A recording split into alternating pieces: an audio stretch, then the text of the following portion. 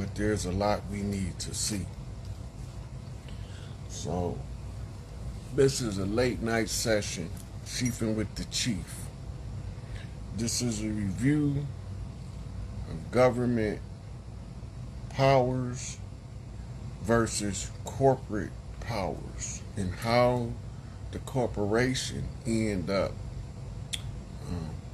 convincing us that they was our government. See, one of the hardest things for us to realize is the appearance of legitimacy will never legitimize a bald-faced lie. How y'all doing, people? Come on in. Invite who y'all know. Invite y'all whole friends list. We're going to go over a little, because the problem is that we got different systems running, overlapping each other, all of them appearing to work together for a unified agenda, but they all got different agendas. And these systems are not all established by the same people, but there are all these people that's coming to loot, pillage, and rape the land, the babies and the women. We looking at it, but we only can see the sunny side of the egg. We don't see the side where the rubber meet the road, where the egg meet the skillet, right? We only see the sunny side because they only want us to see the side of the agenda that they present that make them appear to be working on our behalf, and they are not. They never been working for us. They never been doing anything to benefit us. And matter of fact, all of the benefits that they extract from the people and from the land, they extend those benefits to foreign powers in foreign places to extend their totalitarian reach, what they call in their doctrine the long arm of the law. Now, when we looking at the corporation, right, you have a military branch of the occupiers. This includes all branches of the military, National Guard, Coast Guard, and police forces. They look like they all have a common agenda, but they don't.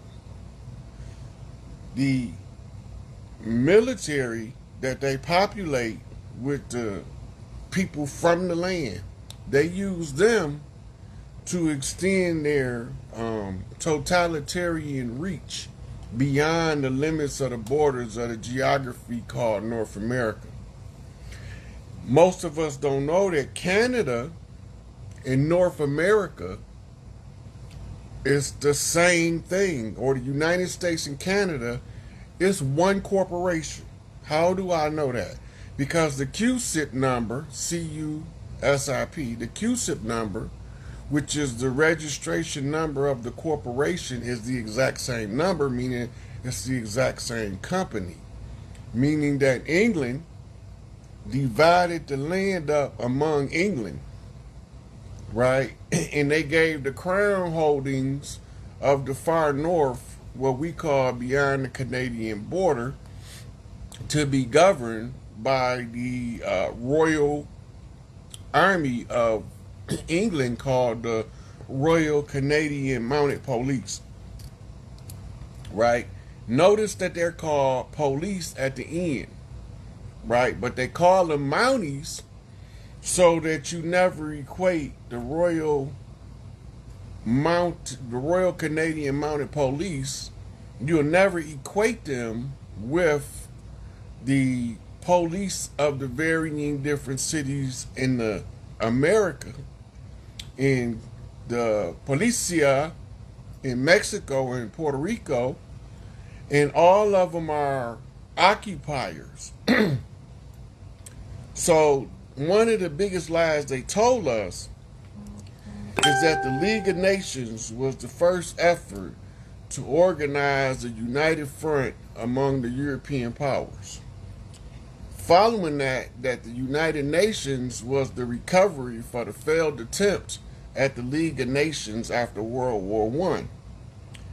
Well, they've been in the league the whole time, and the police force is under the control of Buckingham Palace, and the charter for the police, the working police manual, what they go get their method of operation from, is chartered out of England.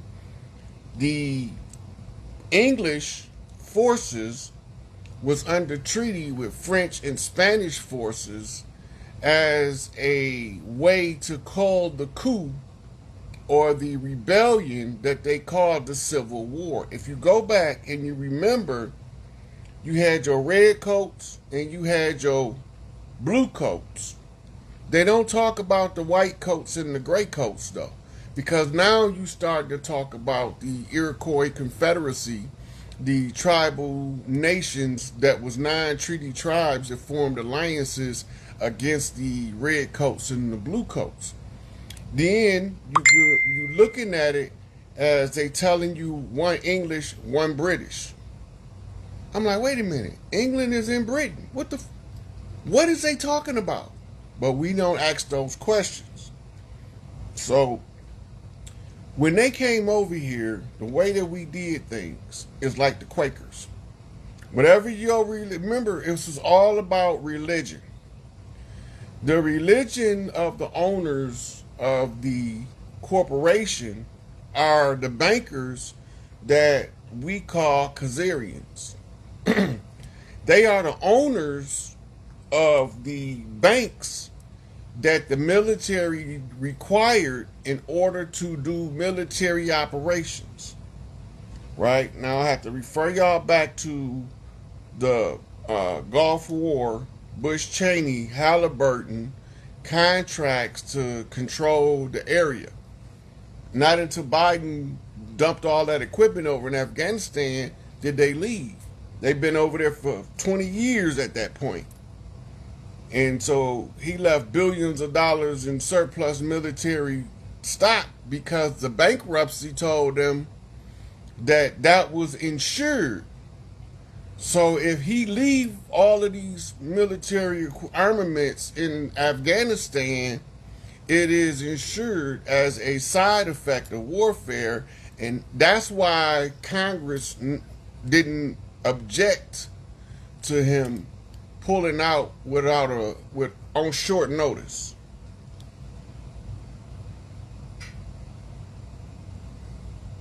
Yeah. So now you have these Khazarians that's owning the banks.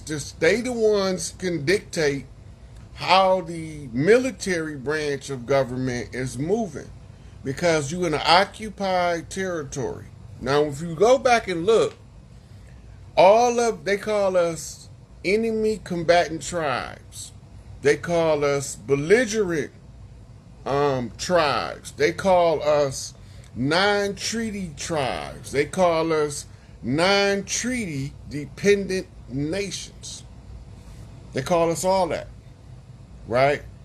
But where are we? And as they're making this advance, fighting them every step of the way. But don't nobody want to listen to the other chiefs. The chiefs are not communicating effectively enough to put up a sufficient enough front to stop them in their tracks and run them off the land. Can't do that. You can't fight a war at home and abroad at the same time. It's not going to never work. It's going to always be disaster in the end. Right? So they got us up here believing that we going in the fight and Uncle Sam's army is defending us over here. No, it's not. The U.S. military's job is not to defend us, it's to defend the banks. That's what they're here for. The banks are commissioned through the barristers as banksters. They call privateers and racketeers, but they all banksters. right? And what they do is they come in under the salvage right and they start to catalog everything. This is what your tax returns is, the cataloging of the property. So while you doing their work for them, you making it easier for them to keep you in the bondage of the oppressive regime. So what they did to us was they went behind us. We left all of the major cities to go fight the Gullah Wars, what they call the Seminole Wars. And that's how you know who telling the story. The Gullah Wars, we telling it. We teaming up, all tribes across the land teaming up with the Gullah Geechee, the Getty Geechee. Because it ain't just Gullah Geechee, it's Getty Geechee, it's Getty Geechee. These are all different clans under the same prime stock, right? So you're looking at these different tribes, you're looking at branches on the tree. The root stock of all of the tribes of North and South America, Central America, the islands, the root stock is the old Mississippians. This is the oldest clans that was over here. And we go all the way back to Atlantis. Then when you're talking about your Aztec, Inca, Maya, that's the same people. Toltecs, those are the ancient Mississippians, but they from a different part of the land, same people, what we call root stock. The root stock marrying other tribes from around the world created what we call branches of the family tree, right? The prime stalk of the tree, which we call the trunk. We call it the trunk because it is the mimic of the elephant trunk that caused the family to dinner. Well, that was a whole ancient practice that we used to do because we wasn't using bells yet. We was having the animals do the work, and the elephant was the sign that at a certain time of day, he raised her trunk up and she called everybody home with a roar. And we, humans, don't even know elephants is organically original to North America. We don't know, the organic people of the land don't know, lions came from over here. We took them motherfuckers over to Africa. We took them to Asia.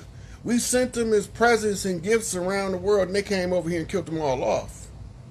But see, they don't want to talk about that because they want you to believe everything that we doing is tied back to Africa in order to displace us from the homeland.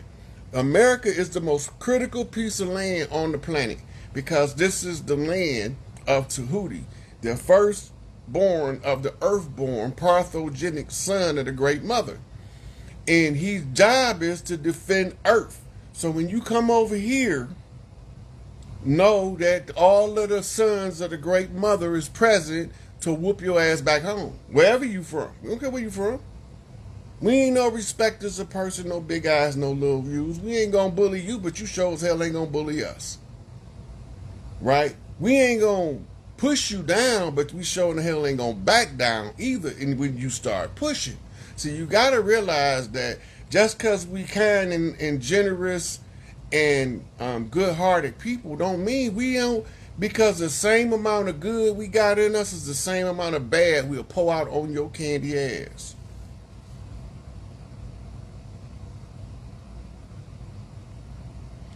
Yep. The tiger it's a hybrid. It's not even an original cat, and I'm not going to go into that. It's a different stock of lion. That's why it acts different, because it was derived from crossing the lion with a now extinct species of cat that produced the tiger. Just like the Bengal tiger is the biggest tiger, right? They had lions that used to dwarf a Bengal tiger. Over here, we had giant lions. We had woolly mammoths. They killed them off. They got y'all thinking it ain't been no woolly mammoths for thousands of years. No, we used to ride woolly mammoths only about 400, 500, 600 years ago. We was riding woolly mammoths. All of a sudden, we don't got no elephants on the land no more. We don't got no bison. They killed almost all of them off. They killed off almost all of the original lions. Now, you can imagine a lion running across a bear in the woods. That's a fight to behold. Yeah. So even the camel, the camel not from the Middle East. They got y'all thinking the camel from Arabia, Iraq, Iran. No, the camel from South America. It was originally from the tribes of South America. The same with the llama. They cousins.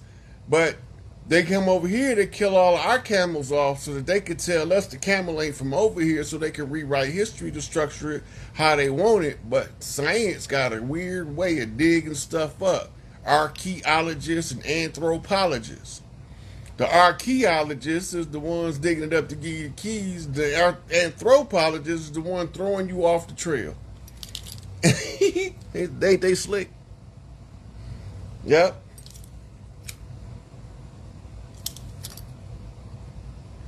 The whole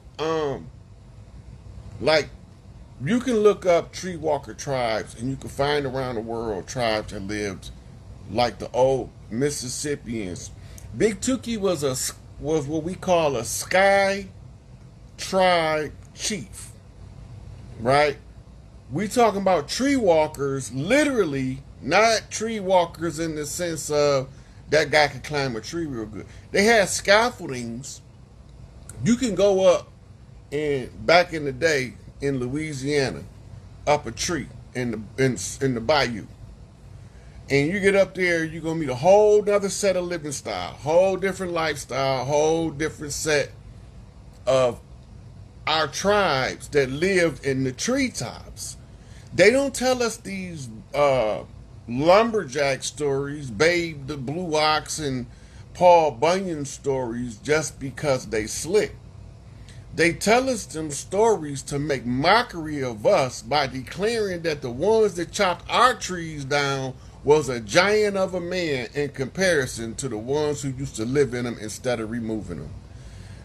They use these psychological tactics, but we don't know what they doing because our perception of psychology is not that deep.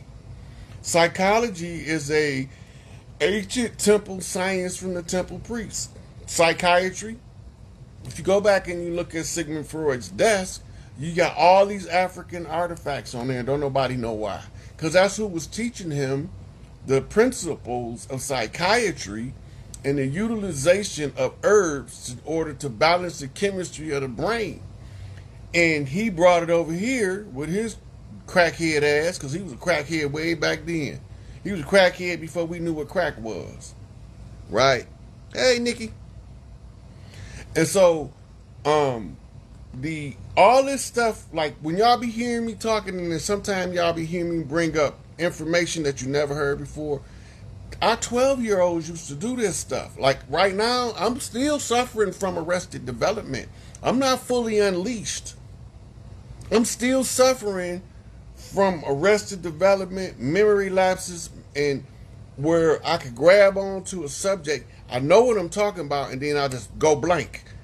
That's all part of that spell. But I be fighting it so hard that it can only last for so long, and I'm going to snap up out of it because I understand what's working, how it works, so then I know how to approach the information to shake it loose from their traps that they put on us using the conjures. You can play with shit, but you're going to stink when you get done. That's a fact. You can play with shit, but you're going to stink when you get done because you're going to smell just like shit. Right? So, when we looking at the history, when Noble Drew Ali say in Circle 7 to worship under your own vine and fig tree, everybody was supposed to have their own tribal structure.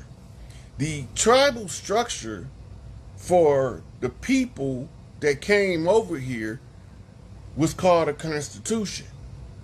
Most of the tribes had an oral constitution, and the child normally learned it in pieces as he grew up, so that by the time he become the chief, he can recite the constitution from beginning to end without missing a beat. They kept this practice alive in Islam with the ones who remember the Quran called the Hafiz, right? They did the same thing in Christianity. I don't know what they called them, but they used to have people that used to memorize the Bible. Then you have them in India that memorize the Mahabharata. So while all these people is memorizing this stuff, this is based on the old ancient oral tradition. In order to be a thing, you must become that thing in which you aspire to be. And you become it by stage and degree, by little piece or bite of information that you build on top of. When my mama was teaching me stuff when I was a little boy, I never knew that puzzle solving, finding lost things and stuff she used to make a big deal when I was 2, 3 years old, that didn't seem like a big deal. Like, why is this such a big deal? Would come back to become a skill that I would need in order to get all of these pieces from different places around the world and put this puzzle together and be like, wait a minute, we got tricked like a mother. Did y'all see that trick? No, we didn't see it. Damn. I'm the only one seeing the trick. You apparently the only one seeing it. You're the only one saying it. Then after I started talking about it, then other people started saying, wait a minute. This guy on to something. He sounded crazy for a minute, but now that I listen to what he's saying, so America was only supposed to be a small settlement. It was never supposed to be a national government. It was never supposed to absorb 50 states or 50 territories under one structure. They did that in violation of every tribe from the East Coast to the West. They figuratively and literally raped us into submission and economically. Look, I keep telling people, if you pay attention to history, it tells on itself. It's not like a far stretch. Now remember, from the narrative they gave us, we all came over from Africa on slave ships. This same narrative, they said that paleface can't teach us to read. It was against the law. Paleface can't sell us land. It's against the law. Paleface can't let us sit at the same dinner tables with them. It was against the law. No, it wasn't.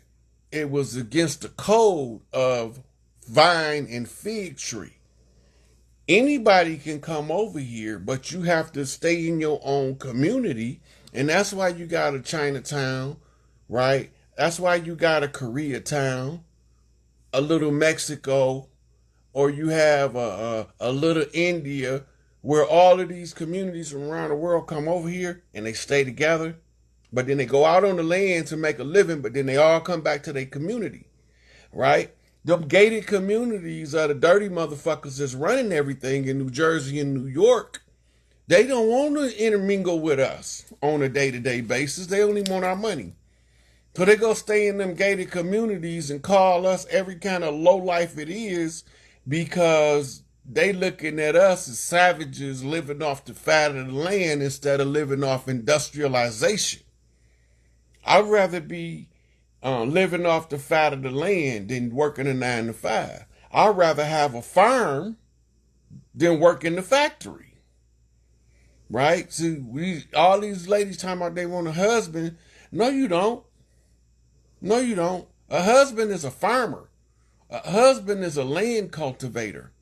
A husband is an animal breeder. He's a geneticist of the family's farm to make sure he can produce the optimum feedstock for the family. He is a seed analyst to determine which seeds should be planted. He is an almanac writer. Fuck the reader. You don't want no husband. That dude got to put in too much work. By the time you get him, he gonna be old as me. And he gonna be wondering why all these people married and lived their whole life while he was just training himself to be a good husband, a good farmer, a good management of the land. You can't manage the land when you have outside forces undermining your management capabilities. So they wasn't allowed to sell us land. This is the kicker. This is the biggest one nobody's paying attention to. Go get Black Labor, White Wealth by Claude Anderson. And look at how much property we owned in 1900. And look at how much property we own now. That's from 1900. Go back further and the plots of land gets much bigger. But the $1,000,000 question ain't nobody asking is, if these niggas came on slave ships, and if these niggas got free from the plantation, who the hell gave them all this land when they weren't allowed to purchase land from palefaces? Where they get the land that the sharecroppers deceived them out of under sharecropping agreements and fraudulent contracts? Where did these people that look like me get this land if we all came from Africa as slaves and they not allowed to sell us land?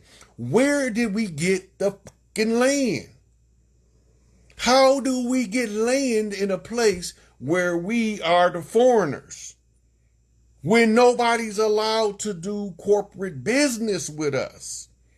Remember, they hide behind the pale faces in order to know when we coming to do business, they ain't one of us, because they wouldn't have been coming to do business with you. That's how you know they one of them people from this land, and they believe this narrative that you actually running this piece. You ain't running nothing. All you is a figurehead. You are a company emblem. You a logo. In my doctrine, in this chess game called white supremacy, we wondering why was we referred to as black. We was on the defense. Black people are the defenders of the land. We are the Black Panthers. We are the Black Gorillas. We are the Black Eagle Clan, the Black Foot, the Black Hawk. All of these is the defending tribes of the 9 treaty nations that went from fighting bloody war with guns, spears, and bows and arrows to fighting a war using the conjure, because it was a ceasefire agreement. And the only way to break the contract and end it all is one of the chiefs that's in the amnesia state have to educate himself out of the amnesia. Still don't mean he won't suffer from some of the effects. But I'm going to tell y'all this. If y'all think Rod Hayes cold now, wait until my brain get fixed.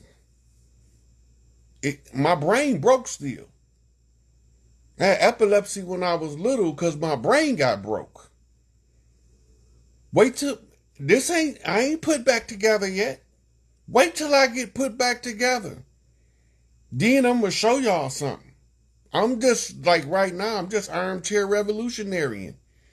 I'm giving y'all new lenses to look through to see the deception that's being played, so that the mystic powers over your mind, that childhood fascination they held as people and powers over you, is no longer effective. And that's when we ready to claim what's rightfully ours. People keep asking me, how do I get my ancestral land back? Well, 9 out of 10, it won't be the same plot, but you will be compensated. The whole land got to be redistributed. The whole structure of all of the clans have to be restructured. New lines of demarcation. New capital cities. New metropolises. Everything has to move from what it was to what we decide as a tribal confederacy, a confraternity of clans across the land, how to re-put this back together. And believe me, I don't believe in life in prison, but I sure as hell believe in the death penalty. I don't believe in life in prison, but I sure as hell believe in the death penalty. Because some of these motherfuckers is not fit for to be living among regular humans. I got to tell y'all that because it's true. I don't have to like it, but it's true. Some of these people that's in these institutions is so effed up that they are not fit to walk the street with regular people, because they're going to be a problem and you're not going to have an answer for the problem when it comes. But the majority of them you can work with. Like, I'm talking about 90%.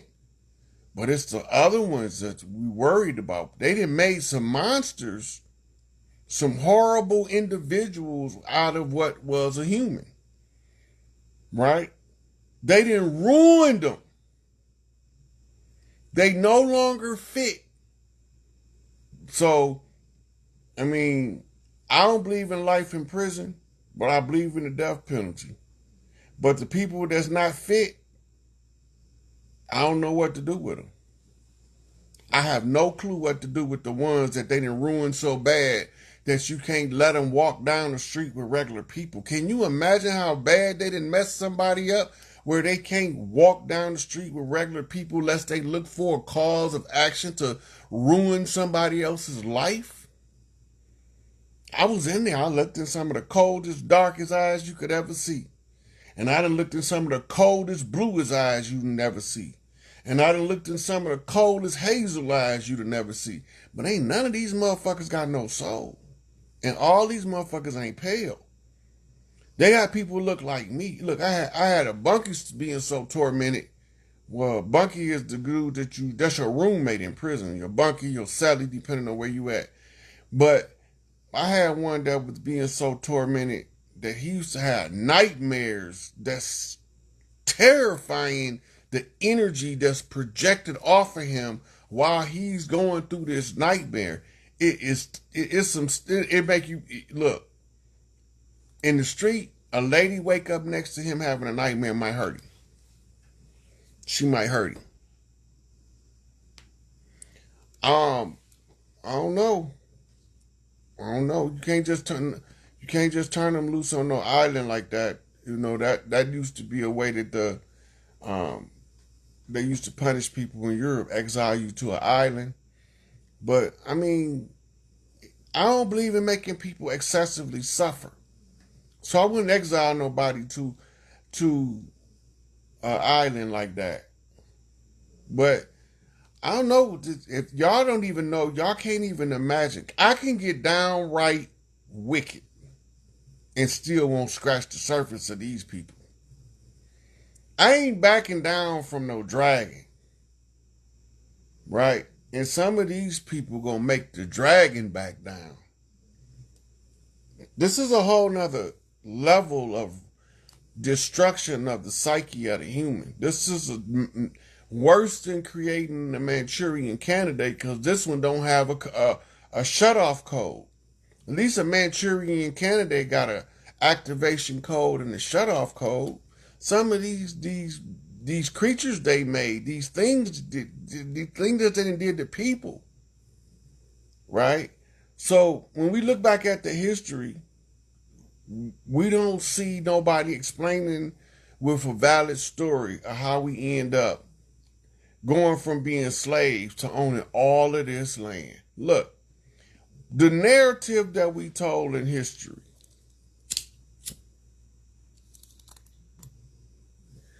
ask anybody if I'm making this up that know our history.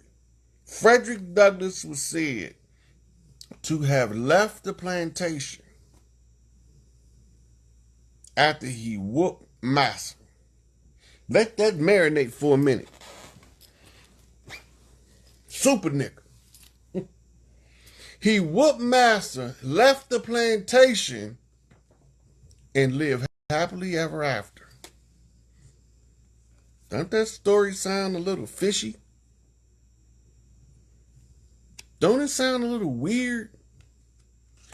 Frederick Douglass was a slave, so they say. And he got to be a teenager up in age. And the master came out there and jumped on Fred, and Fred whooped his ass. What's the one from the Boondocks?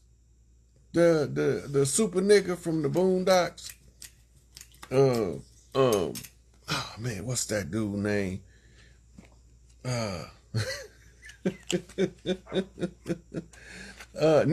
Catcher Freeman. Catcher Freeman. That nigga had to be Catcher Freeman, man. Look, Frederick Douglass grew up on the plantation. Y'all paying attention, right? And I remember, if you put your hands on Massa, they killing you. And Massa came out, decided that Fred was getting too big for his britches. So we gonna learn him a lesson. Come here, Fred, I'm gonna learn you one today, boy. And went to whooping on Fred. Fred tore his ass up. You don't have to believe me. It's in the autobiography of Frederick Douglass because he told that lie. He said that he whooped Massa and then he left. He didn't say he left running and sneaking. He said he packed his bags and left. Like he left with a duffel bag. Like he left. He walked off the plantation, broad open daylight, never looked back, and they ain't never come pursuing him. This the story they tell us now. We supposed to believe it.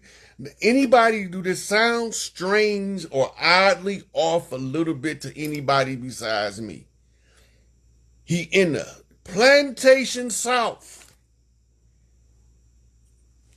On the plantation with the slave master. Look, Frederick Douglass wrote in his autobiography. He grew up on the plantation.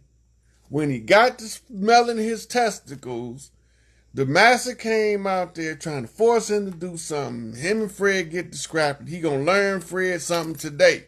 And Fred turned around and learned Massa a lesson. He didn't just learn him a lesson.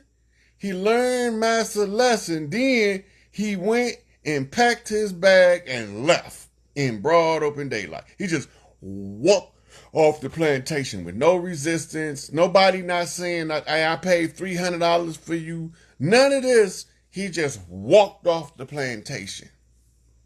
Why would they let one of us, when in the height of slavery now, we supposed to be oppressed. We supposed to be beyond oppressed. We supposed to be less than human with no rights. And they just let this one catcher Freeman decide after he whooped Massa ass, he just gonna walk off the plantation.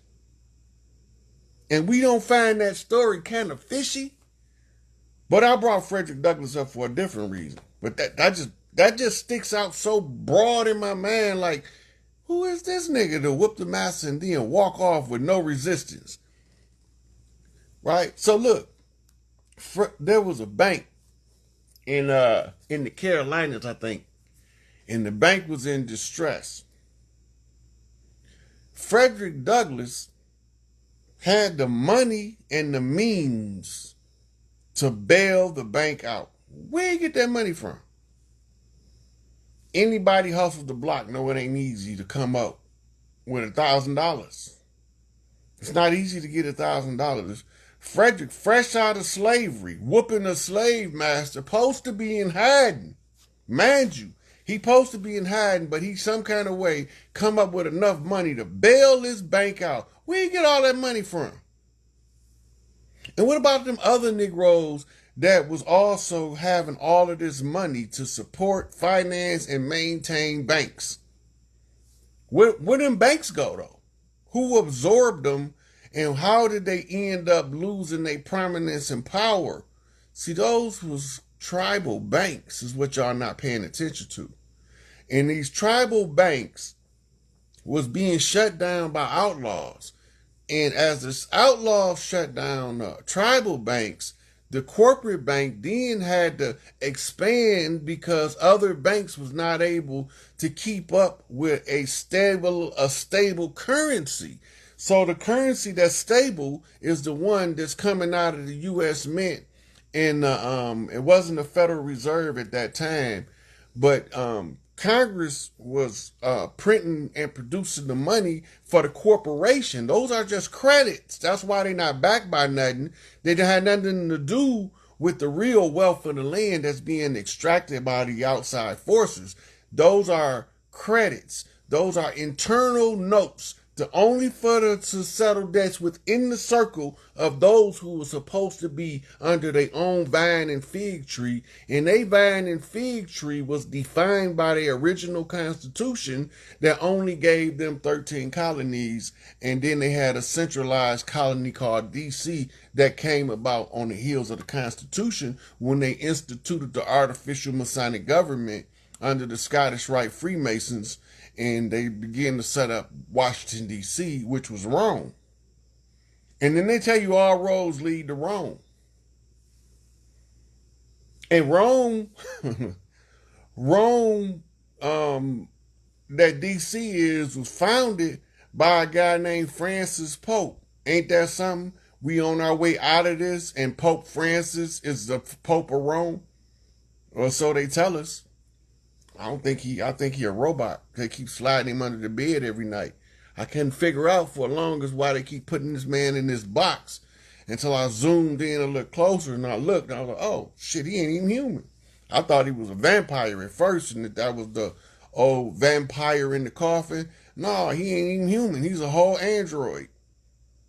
That's like Mark Zuckerberg. He just, whatever data is on Star Trek, that's what Zuckerberg is. They the same. They the same amount of a sentient being.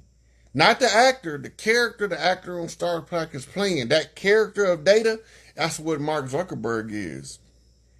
And he haven't aged since junior high school. He still looked the same. Make it make sense. What'd he do? Grew 3-4 inches since junior high school? Come on now. Make it make sense. It don't make sense. Nobody that got regular blood pumping through their veins defying age without the assistance of a genetic correction. And believe me, he ain't got access to it yet.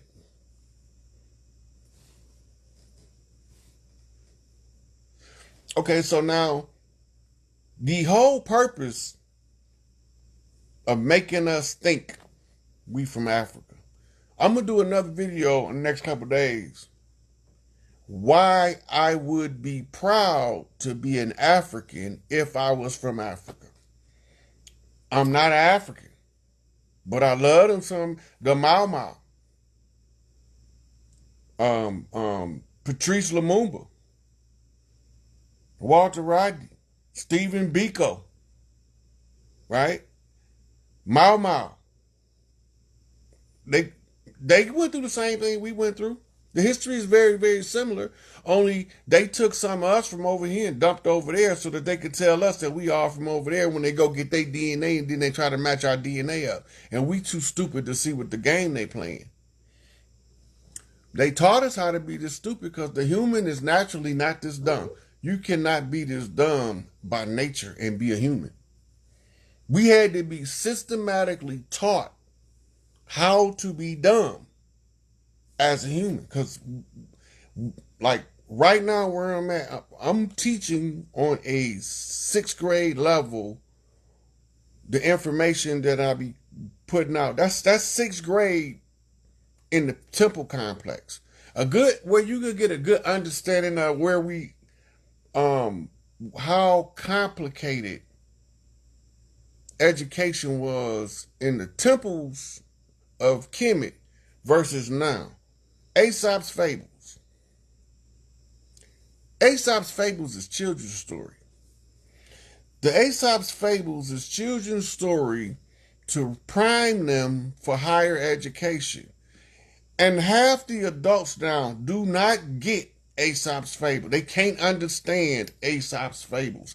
That was for 3 and 4-year-olds in ancient Kemet. Go back, get the book Aesop's Fables and just read it. Matter of fact, go get the PDF online for it's free, just so because you need to understand how low our intelligence has failed from when we was at our Kemetic peak, and them was idiots compared to the Atlanteans, right? They was idiots compared to the Atlanteans. They didn't have to never let us go through this. But Prime Creator said, let nature take its course and you gonna win in the end. Because you done naturally belong to the earth. You naturally supposed to be here and they don't. So nature said, let everything run its course as nature does. And as nature run its course, they can't keep up with the race because they not naturally from here. So at some point, somebody's going to pull a plug on their agenda, right? I put a post up on Instagram and it's on my Facebook too, because whatever I put up over there, come over here. But the post was about the white horse, and it was making reference to the horse in the Olympics and the Pegasus. These are all three, like for years, I've been listening to Bible scholars. I'm talking about with PhDs called the pale horse white. It don't say that in the book. It calls the pale horse a pale horse, and it calls the white horse the white horse. But I've been hearing people teach the pale white horse since I was a little boy, and there's nowhere in there does it say pale white. It just said pale horse. Now there's a new translation of the Bible, and that's the Mandela effect, where they called it a pale green horse. But if you want to know the color of a pale horse, it's a Clint Eastwood movie called The Pale Rider. And it's supposed to be based on that verse, the pale, and behold, a pale horse, and whose name that set up on him was death, right? But that's not who the white horse is.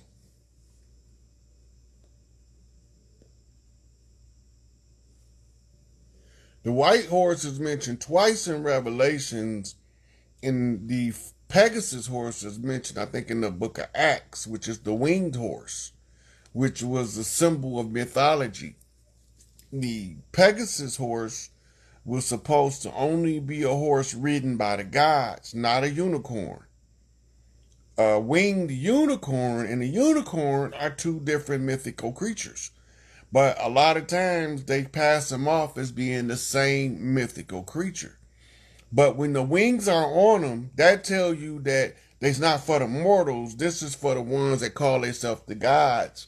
Or, as they say, the royal families of the earth with the divine right of kings. But the divine right really comes to the earthborn through their right of mitochondrial succession. And this is why it's supposed to be matriarchal. And this is why we got to go back to it, because if the matriarchy is not the sacerdotal seat, we have hell on earth. When the matriarch is the sacerdotal seat with a matriarch sitting on it, we have heaven on earth.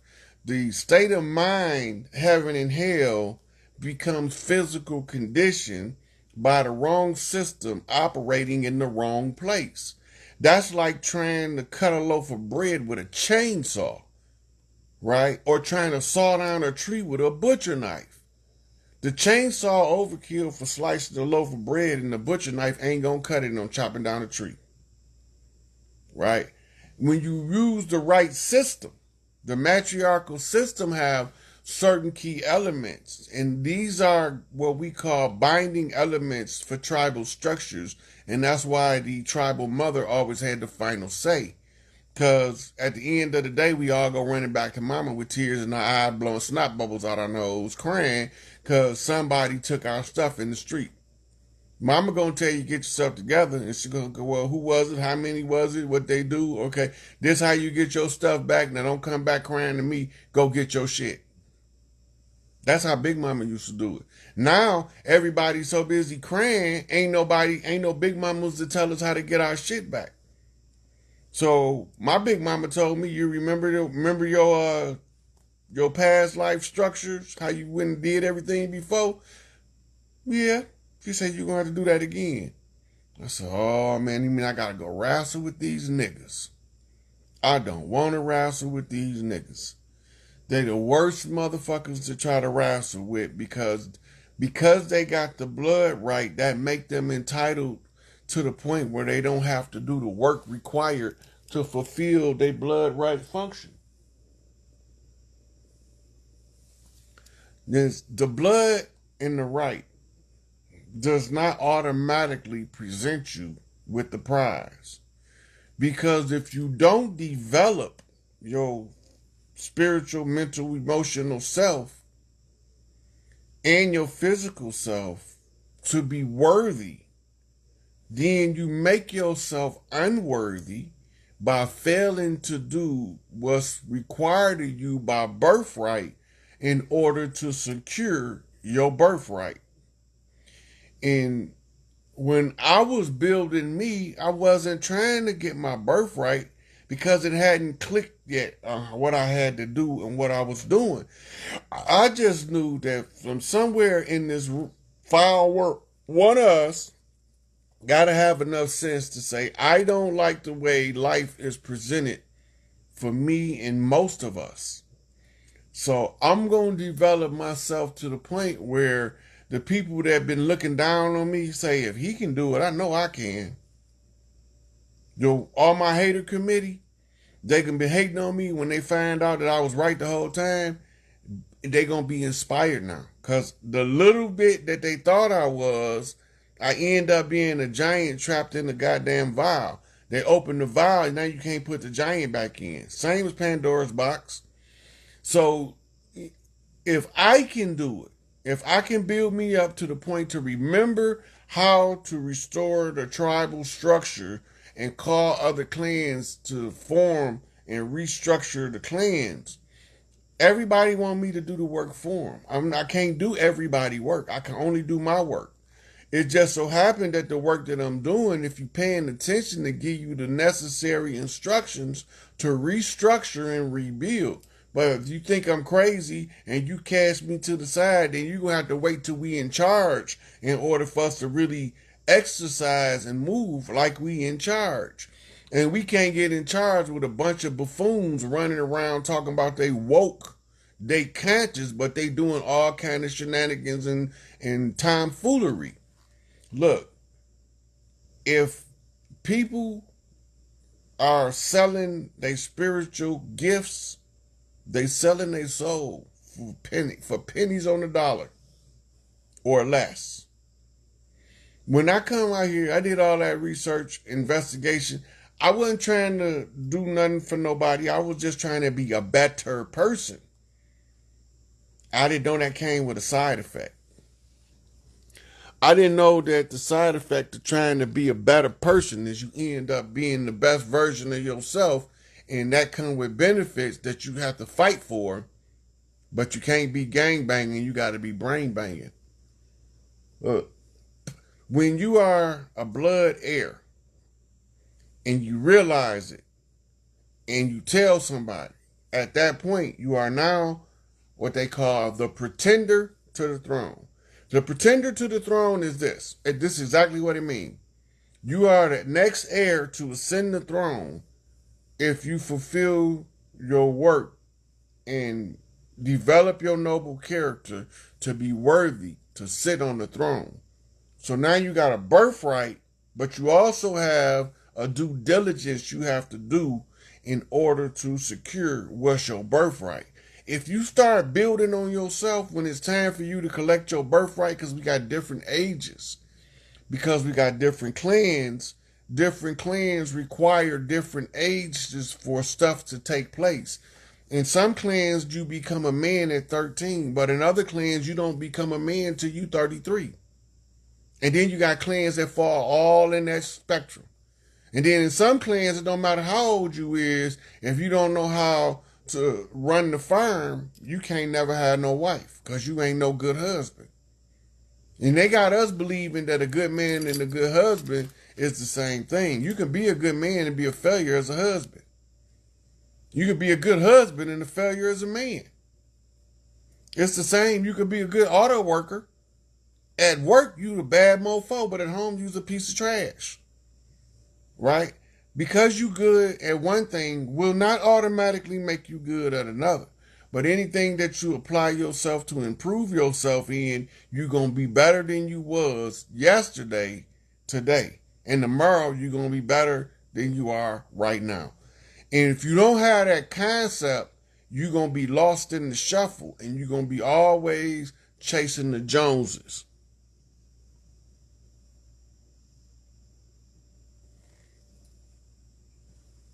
And so we come in, we got all of this baggage with us, and we want to tell people, I don't need no leader. Can't nobody tell me nothing. Oh, I just got to tell her what's on my... All that's the wrong answer. All that's the wrong answer. I don't care who you is. When you don't know how to do something, you need somebody that you can call that knows how to get it done. That's leadership. The person is just as much leader for knowing who to call to get the job done as the person that know how to get the job done. They don't have to be your lifetime leader. Your plumber is your leader when it comes to your plumbing. If you don't know plumbing. So you let the plumber do the plumbing and get out his way. Your electrician is the leader when it comes to fixing your electrical problems. So you ain't the electrician. Go sit your ass down and get out the electrician way and let the electrician deal with electricity before you get your ass shot. Right? You allow the person with the skill set to lead you out of the circumstance in order for you to go ahead and be your own leader. But you got to be willing to follow first before you can even learn how to apply the skills of leadership. Everybody want to be at the destination, but they don't want to listen to the man with the map. No. He the only one with the map. No, I'm not listening to him because he got a Jerry curl. But he the only one with the map. His wife too short. What? He the only one with the map. I don't like people that drive Buicks. He the only one with the map. Nah, because he only got German Shepherds and I like pit bulls. What? He the only one with the map. Oh no, he a Muslim and I'm a Christian. He the only one on earth out of 8.4 billion people with the map that know how to read the map and is telling you what the map say. Nope. Nope. He wear Reeboks. You know, we like J's around here. He the only one with the map. On the 8 billion people, nobody else got a map. He the only one got a map and the only one know how to read. His beard got too much gray in it. What? Any excuse to be a derelict failure, not to perform your due diligence to liberate yourself from the oppressive ideologies of the oppressor, you find every excuse to stay oppressed under the name of fighting to get free. You don't have to fight to get free. You have to fight to be in bondage. This is the part they not telling you. Freedom does not come with a fight. Bondage comes with a fight. You got to force yourself to stay ignorant enough for them to keep running the shenanigans on you. That's how you end up staying perpetually in servitude, generation after generation. Everybody want to go along to get along, and nobody don't want to be around the nigga that upset the peace. Everywhere he go, him and the police having it out. Maybe he right and the police wrong. And he know it enough to know that they ain't supposed to be here. So every time them some bitches pull up, he's trying to tell y'all they don't belong here. They are a military occupying force, displacing tribes all across the land under the false pretense of enforcing some shit called the goddamn law. They tricked us in this divergence. It's time for convergence now. It's time to defy all tools that divide and conquer. That includes skin color, that includes religion, that includes your scientific field. You think because you understand melanin and this other person only understand hemoglobin that y'all that drastically different where y'all can't communicate in the similarity between melanin and hemoglobin? You some damn fools. Oh, you an oncologist and you only talk to other oncologists, so you don't care what a neurologist got to say about the condition of the brain. That's how we move. And they taught us that. That's not natural to us. It is an outside foreign behavior because we dealt with everything from the perspective of what we call holistics. Mean holy. WHOLLY, not HOLY. Wholly, as in the whole of a thing, right? You deal with an organism holistically, right? So when you understand the purpose of each one of the systems within the organism, then you know how to treat the organism holistically by understanding which system is malfunctioning. Right now, all of us need to go buy a brain.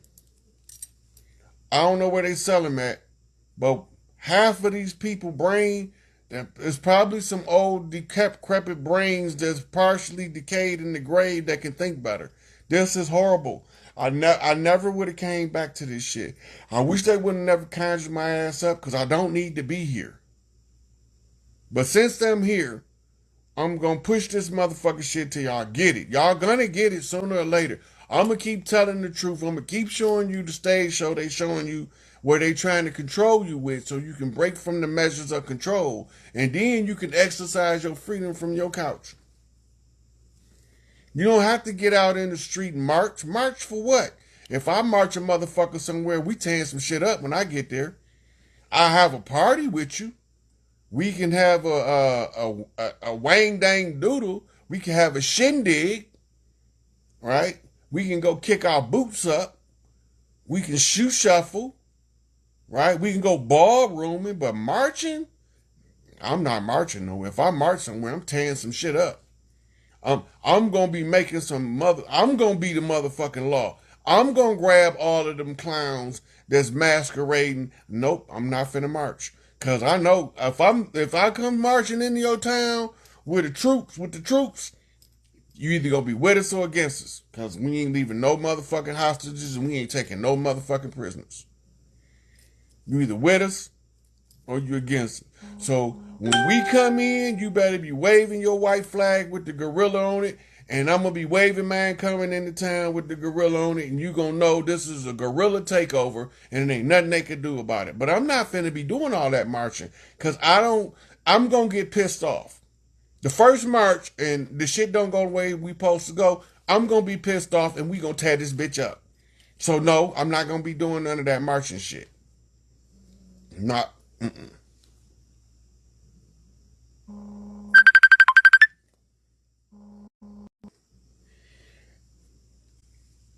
My cousin trying to call in while I'm doing my live. But look, anytime the people want to understand they gave it all back. They gave it all back in the indigenous rights side. They said we had a right to our shit. The problem come in is don't nobody know how to exercise their sovereign right, but everybody know how to exercise their slave rights. Your civil rights is slave rights. Your national rights is slave rights. Your citizen rights is slave rights. None of those are sovereign rights. But they don't believe that individuals can be sovereign and not be part of a corporation without being a crown-carrying, scepter-toting king. That's not what a sovereign is. We were sovereign for they king. Before 14